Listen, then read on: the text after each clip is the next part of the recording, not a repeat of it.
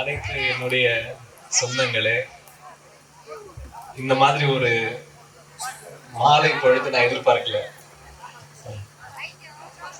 என்னுடைய தந்தையார் வந்து எனக்கு சொன்ன பாடம், எல்லா தந்தையாரும் தன்னுடைய மகன்களுக்கு ஒரு பாடம் சொல்லுவார். என் தந்தையார் எனக்கு சொல்லிக் கொடுத்த ஒரே ஒரு பாடம், என் மனசுல நிக்கிற பாடம் வந்து, வந்த வழியை திரும்பி பார்க்கணும்டா மகன். இன்னைக்கு நான் வந்த வழியை திரும்பி பார்க்கும்போது அவ்வளவு ஒரு ஆனந்தமான ஒரு வழி அது.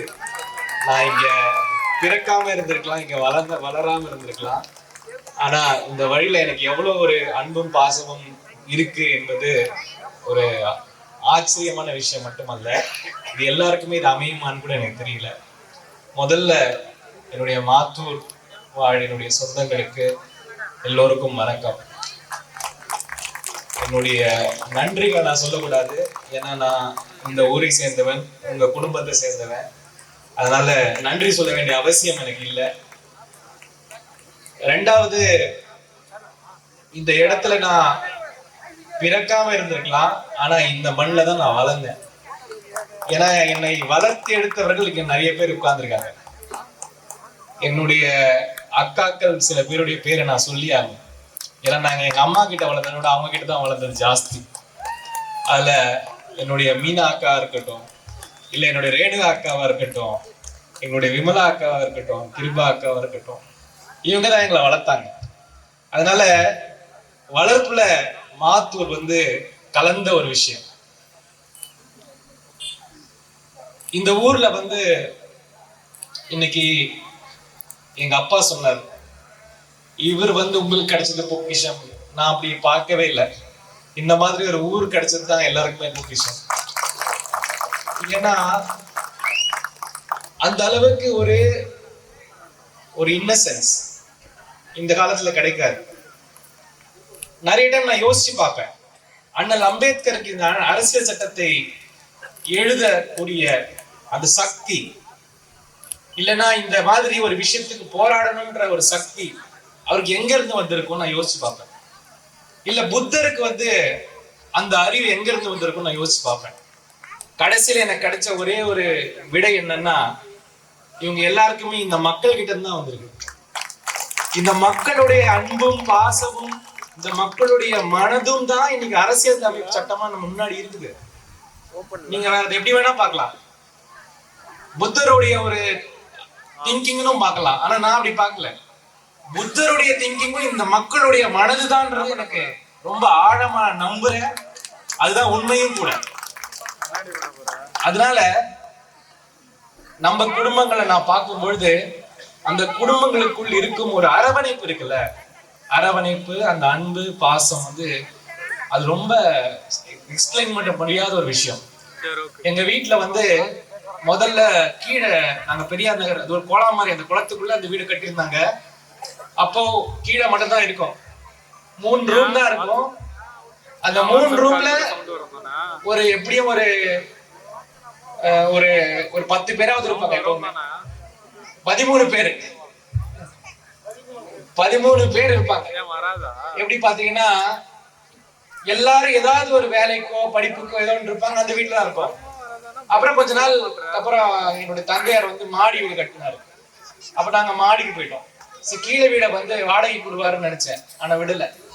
அவர் என்ன சொன்னாருன்னா, இந்த கீழே இருக்க வீடு வந்து இது நம்ம மக்களுக்கான வீடு, யாரு வேணா எப்ப வேணா வரலாம், எங்க வேணா தங்கலாம், வீட்டுல சாப்பாடு, படிப்பு, வேலை, அதுக்கான வேற எந்த கேள்வியுமே கிடையாது. அங்க பல பேர் வந்திருக்காங்க, பல பேர் படிச்சிருக்காங்க, இன்னைக்கு பல பேர் இங்க வந்து ஒரு நல்ல நிலையிலும் இருக்காங்க.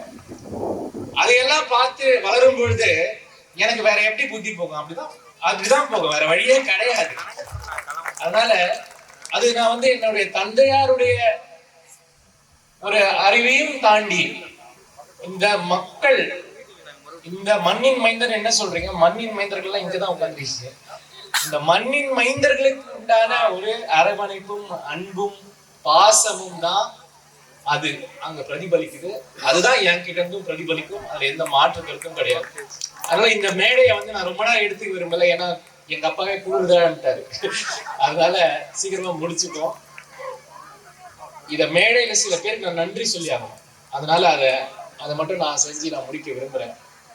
முதல்ல வந்து நான் சொன்ன மாதிரி என்னை வளர்த்தது வந்து என்னுடைய தந்தை தாய் மட்டுமல்ல, இந்த ஊரை சேர்ந்த பல என்னுடைய சொந்தங்கள், என்னுடைய அக்காக்கள், அவர்கள் பேரெல்லாம் நான் சொல்லிட்டேன். இன்னும் பல பேர் நான் சொல்லணும், ஆனா நான் சொல்லலை. ஏன்னா ஒருத்தர் விட்டு ஒருத்தர் சொன்னா பிரச்சனை. ஆனா எனக்கு மனசுல நின்னவங்களுடைய பேர்களை நான் சொல்லிட்டேன். அதே மாதிரி இந்த ஊரை சேர்ந்தவர்கள் மட்டுமல்ல, என்னுடைய சொந்தங்கள், அது என்னுடைய அம்மா வழி வந்து சொந்தங்களா இருக்கட்டும், அப்பா வந்த வழி சொந்தங்களா இருக்கட்டும், எல்லாரும் எனக்கு திருப்பி திருப்பி சொல்லி கொடுத்த பாடம் இது மட்டும்தான். டேய், எல்லார பத்தியும் பார்க்கணும், உன்னை பத்தி மட்டும் பார்க்க கூடாது. எங்க அப்பா சொல்லுவாரு, டேய் நீ படிச்சு பணக்காரனானாலும் எனக்கு சந்தோஷம் இல்லடா, சண்முக மக வந்து திரும்பி எல்லாரையும் பாக்குறான் அப்படின்னு சொன்னாதான் எனக்கு சந்தோஷம் அப்படின்னு சொல்லுவேன். அதெல்லாம் தான் என் மனசுக்குள்ள நிக்குது. அந்த மாதிரி ஒரு சூழலை ஏற்படுத்தி கொடுத்த என்னுடைய சொந்தங்களா இருக்கட்டும், எனக்கு மற்றவங்களை எப்படி பார்க்கணும், மற்றவங்களோட வழி எப்படி புரிஞ்சுக்கணும்னு சொல்லி கொடுத்த நிறைய பேரா இருக்கட்டும், அவர்கள் எல்லாருக்கும் நன்றி சொல்லணும். ரெண்டாவது, என்னுடைய படிப்பு அந்த ஒரு தருணத்திலும் எனக்கு உறுதுணையாக இருந்த நண்பர்கள் பல பேர், நான் நிறைய விஷயங்கள் கத்துக்கிட்டது அவங்க கிட்ட வந்து, அவர்களுக்கு நன்றி சொல்லி ஆகணும். என்னுடைய சகோதரர் சக்திகாந்த், அவர் வந்து என்னுடைய வாழ்க்கையில் முக்கியமான ஒரு நபர். அவருடைய குடும்பத்துக்கும் அவருக்கும் நான் நன்றி சொல்லி ஆகணும். ஏன்னா நான் வந்து ரொம்ப காலம் வந்து சும்மா அப்படியே சுத்திட்டு இருந்தேன். இன்னைக்குதான் நான் ஐஏஎஸ் எல்லாம் நீங்க சொல்றீங்க, ஆனா நடுவுல நான் ஒண்ணுமே பண்ணாம சுத்திட்டு இருந்தேன் ஒரு 4 வருஷம். இங்க இருக்கிற கற்பக விநாயகர் காலேஜ்ல கூட நான் லெக்சரரா இருந்திருக்கேன், சொல்லிட்டு வந்தேன். ஆனா இந்த காலகட்டத்தில் எல்லாத்துலயுமே கூட இவன் உருப்படுவானா இல்லையா அப்படின்ற கேள்வி என்னைக்குமே என் குடும்பம் கேட்டது கிடையாது. இவன் எது பண்ணாலும் சரியாதான் பண்ணுவான்ற ஒரு நம்பிக்கை அவங்களுக்கு எங்கிருந்து வந்ததுன்னு தெரியாது. அதுக்காக அவர்கள் எல்லோருக்கும் ஒரு நன்றி. அப்புறம் நான் திருமணமே செய்யக்கூடாதுன்னு இருந்தேன். ஏன்னா நம்ம தான் வாழ்க்கை பப்ளிக்னு போயிடுச்சு இல்ல, பப்ளிக் வாழ்க்கைக்கு எதுக்கு நமக்கு வந்து பிரைவேட்டா திருமணம் அப்படின்னு எனக்கு ஒரு எண்ணம் இருந்துச்சு. அப்படி இருக்கும் ஒரு காலகட்டத்தில் நான் கல்லூரியில் சந்தித்த ஒருத்தர், திருமணம் பண்ணிக்கலாம், நீ எப்படி இருக்கிறியோ அப்படியே இருன்னு சொன்ன என்னுடைய துணைவியாருக்கு நான் நன்றி சொல்லி ஆகணும். அவங்க இங்கேதான் இருக்காங்க, காணும்னு நினைக்கிறேன். சுஜாதா சாப்பிட போயிட்டாங்க. சுஜாதா அவர்களுக்கு நான் நன்றி சொல்லி ஆகணும். இதுல முக்கியமான பங்கு என்னுடைய அம்மா. நிறைய பேர் வந்து இங்க இருக்கவங்களுக்கு தெரியும், எங்க அப்பா கிட்ட நிறைய பேர் பேச முடியாது, அவர் பொறுமையா கேட்கவும் மாட்டாரு. அது எல்லாமே ரூட் பண்றது எங்க அம்மா தான். எங்க அம்மா வந்து அவங்களும் சென்ட்ரல் கவர்மெண்ட்ல வேலை செஞ்சவங்க தான், சும்மா கிடையாது. சாஸ்திரி பவன் ஒரு கிளர்க்கா வேலை செஞ்சாங்க, ரொம்ப நாளா வேலை செஞ்சிருந்தாங்க. நானும் கேட்பேன், ஏமா நீ வேலை செய்யறேன்னு. நான் வேலை மட்டும் செய்யலன்னா உங்க அப்பாவே என்ன மதிக்க மாட்டாரா? அந்த காலகட்டத்திலும் வேலை செய்து அவர்களுடைய ஒரு சுயமரியாதையை நிலைநாட்ட வேண்டும். இது மட்டும் இல்ல, வரப்போற எல்லாருக்கும் அதே அட்வைஸ் சொல்லுவாங்க, நீ போய் எதுனா வேலை பண்ணுவாங்க. அந்த மாதிரி ஒரு சூழலில் என்னை வளர்த்ததுக்கு என்னுடைய தாயாருக்கு இன்னைக்கு வரைக்கும் பல விஷயங்களில் என்னை வந்து விட்டு கொடுத்ததே கிடையாது. நான் எவ்வளவு பெரிய தப்பெல்லாம் பண்ணிருக்கேன், நான் விட்டு கொடுத்ததே கிடையாது. அந்த மாதிரி ஒரு சூழலில் என்னை வளர்த்ததற்கு என்னுடைய தாயாருக்கு முதல்ல எல்லாருக்கும் நன்றி. இதையெல்லாம் தாண்டி நான் சிவில் சர்வீஸ் ஐஏஎஸ் ஆன பொழுது 10 ஆண்டு காலம் கர்நாடகாவில் நான் வந்து இதே மாதிரி மக்களுக்கு சேவை செய்தேன். அங்கேயும் மக்கள் எனக்கு வந்து ரொம்ப அன்பையும் ஆதரவையும் ரொம்ப அட்டாச்மெண்ட்டையும் கொடுத்தாங்க. இன்னைக்கு காலகட்டத்தில் அதையும் நான் நினைத்து பார்க்க வேண்டும். இது இல்லாமல் ஒரு நாள் நான் அப்படியே ரிசைன் பண்ணிட்டேன். ஏன் ரிசைன் பண்ணிட்டேன்னா, எனக்கு ஒரு பெரிய பயம் வந்துருச்சு.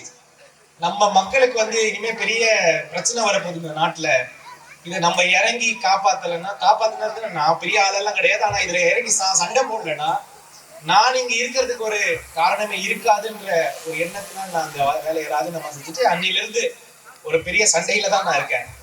அப்படிப்பட்ட ஒரு சண்டையில் ஒரு காலகட்டத்தில் நீயே வந்து நிக்கணும், இந்த எலெக்ஷன், இந்த பாராளுமன்ற எலெக்ஷன் வருது, அதை நீயே நிக்கணும்னு சொல்லும் பொழுது உண்மைக்கு சொல்றேன், எனக்கு வந்து எந்த விதமான ப்ரிப்பரேஷனும் கிடையாது.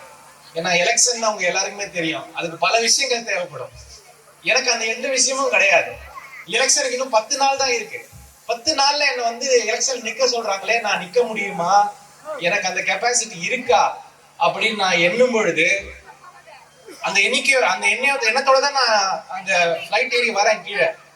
இங்க வந்த உடனே என்னை வந்து அவர்களில் ஒருவராக அரவணைத்து கூடவே நின்ற காங்கிரஸ் கட்சியினுடைய சொந்தங்களுக்கு, அதை நான் பேர் சொல்லி ஆகணும், திரு ஏவி சிதம்பரமாக இருக்கட்டும், கூட இருக்கிற காங்கிரஸ் கட்சியின் எல்லா என்னுடைய சதாபாஸ் இருக்கட்டும், பாபுவாக இருக்கட்டும், செந்தமராக இருக்கட்டும், தாஸாக இருக்கட்டும், சசியாக இருக்கட்டும், இருக்கிற சிவகுமாராக இருக்கட்டும், அன்பழகனாக இருக்கட்டும், இன்னும் பல என்னுடைய காங்கிரஸ் கட்சி சொந்தங்கள் என்னை வந்து அவங்க வீட்டுல ஒருத்தர் எலெக்ஷன் நின்னா எப்படி வேலை செய்வாங்களோ அந்த மாதிரி ஒரு சின்ன கஷ்டம் கூட எனக்கு வராம, எந்த விதமான கஷ்டமும் வராம எனக்காக வேலை பார்த்து, அதுவும் என்னுடைய காங்கிரஸ் கட்சி சொந்தங்களுடன் சேர்ந்து நம்ம இந்தியா கூட்டணி, திராவிட முன்னேற்ற கழகத்தின் சொந்தங்கள், விடுதலை சிறுத்தைகளின் சொந்தங்கள், இந்த மாதிரி இந்தியா கூட்டணி முஸ்லிம் இயக்கங்களின் சொந்தங்கள், கம்யூனிஸ்ட் பேரியக்கங்களின் சொந்தங்கள் எல்லாம் வேலை பார்த்தாங்க.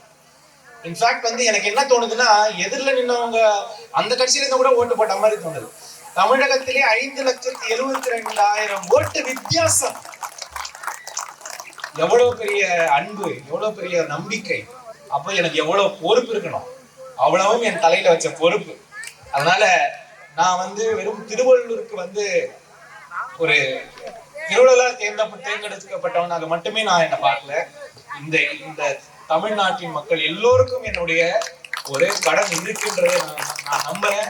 அதை நான் கடைசி வரைக்கும் செய்வேன் என்ற வாக்குறுதியும் நான் உங்களுக்கு கொடுக்குறேன்.